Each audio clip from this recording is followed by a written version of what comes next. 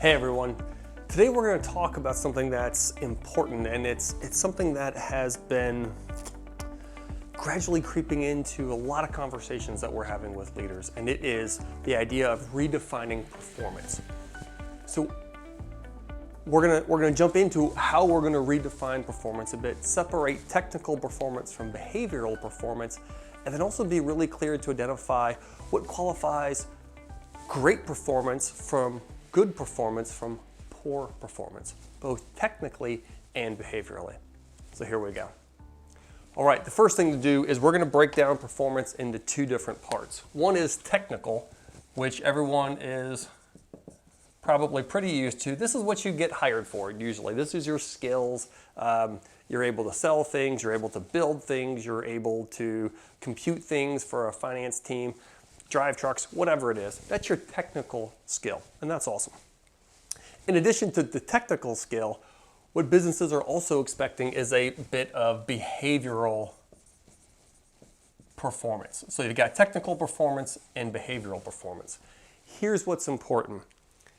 Oftentimes we get really focused on the technical side of things. How well is Bob calculating his numbers? How well is Mary driving that delivery truck? Or how well is Bill baking bread? That's what we really focus on. What's important is to remember that oftentimes these technical skills are there. Where people are getting off track is how they're applying, how they're choosing to apply, because that's a choice. They're choosing to apply those technical behaviors, how they're choosing to be on time, how often they're choosing to be complete with an assignment or a task, how much attention to detail they're putting into something. Those are all choices that we make. But here's what's critical. If you stop and think right now, and I'll challenge you, I'll give you some time, think right now about the two biggest problems you've had this week that have involved one of your team members, or maybe even a client or a partner. So get those two in your head. How much of that problem was technical and how much of it was behavioral? I'd be willing to bet a lot of people right now are thinking, well, gosh, there may be more behavioral in here than I realize. And what I'll submit to you is if somebody didn't have the technical resources, if a machine was broken, that's one thing. Sure, that happens. If somebody chose to not perform regular maintenance and that created a problem, that's a behavioral. If somebody chose to not submit an assignment on time and then they chose to not complete a task on time and then a customer was pissed about what happened as a result, that's a behavior. So here's what's really important.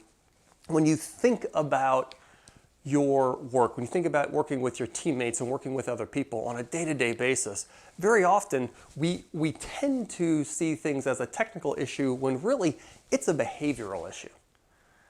So the behaviors are the choices that we make. That's how we get to show up every single day. And oftentimes people don't really want to recognize, and they oftentimes don't want to own that, yep, we're 100% responsible for this piece.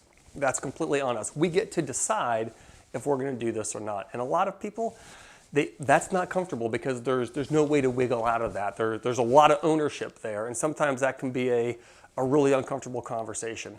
So if you want to jump into those kinds of conversations with team members, I highly recommend getting help from us or from another coach who can help you so that you're breaking into that in a way where you're going to create safety, help people with ownership, and have that be a productive conversation instead of a counterproductive conversation where people are like, oh my gosh, my manager's introducing this new stuff and I don't know what it means.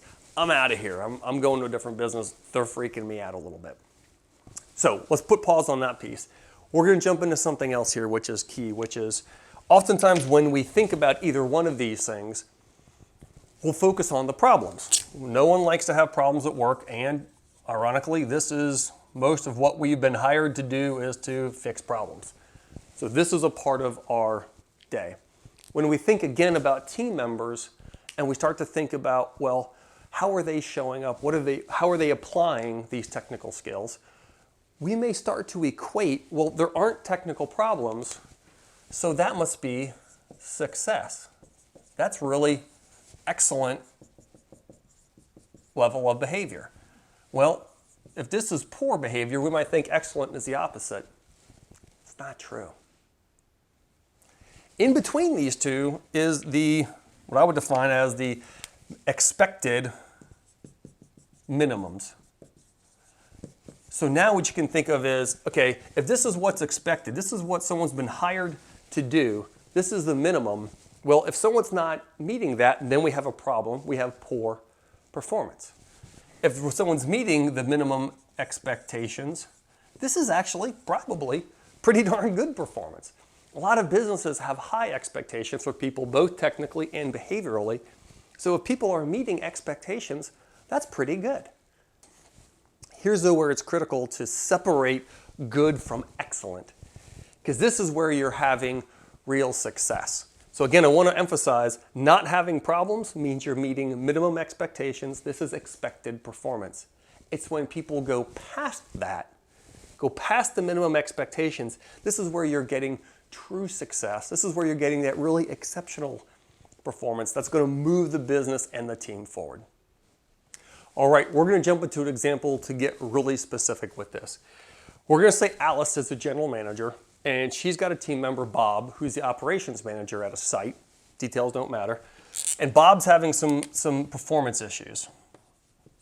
What Bob is doing is he's ignoring the input and recommendations of other team members.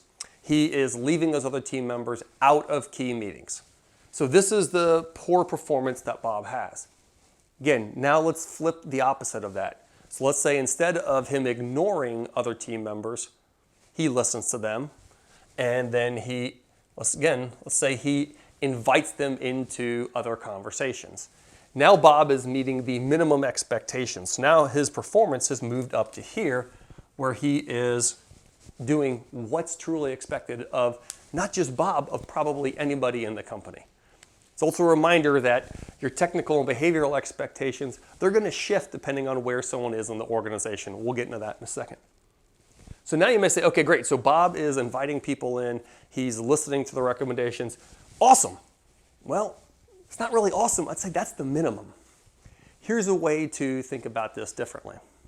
If Bob were to show excellent behavioral performance with the situation, what he may do is say, I'm not only going to invite people to these meetings, I'm going to ask them questions. I'm going to really probe to understand what their experience has been, what they have seen. He may bring an initial recommendation to the team and then ask them to help him troubleshoot this or help him identify where the weak points are in this. Here's what's critical. If Bob does that once, okay, that's good. What you're really expecting, though, is for this to be truly excellent behavior, is that this is something Bob does repeatedly. So one of the things that's key to remember is, well, you can have a one-off or you can have repeat performance. Team members will start to sometimes say, oh, if I do this higher level performance, this thing that's expected, and I do it once, well, that's great. That means I'm on track. No, it actually means you're meeting the expected performance on a periodic basis. So it's important to use language that helps really define this. If somebody does things really consistently in a repeated way, now they're more likely to be demonstrating an excellent level of performance. And it's key to help people think about that differently, because that consistency is what's key. What also can be key is using these different levels of performance when it really matters. So if you've got a really big meeting and it's important that team members show up in a particular way, and they do, and they really have that awesome meeting, it's really effective, that may be an excellent level of performance. So it's key to separate these parts out so that you're crystal clear and so that team members are crystal clear, so that when you're conducting reviews or having conversations about people moving up in an organization, everyone's really aware of what defines each one of these pieces, both technical and behavioral performance, and then what you're defining as problem or poor performance, good performance, which is going to be meeting expectation, and then that excellent performance, which is where they're really going beyond that in demonstrating higher and stronger levels of performance on a regular and routine basis. So one final piece to bring in here, and I talked about it briefly, is if someone's at one position in an organization, say they're more entry level, And then you have somebody else who's, actually we'll do this as an org chart, somebody as a manager to those folks.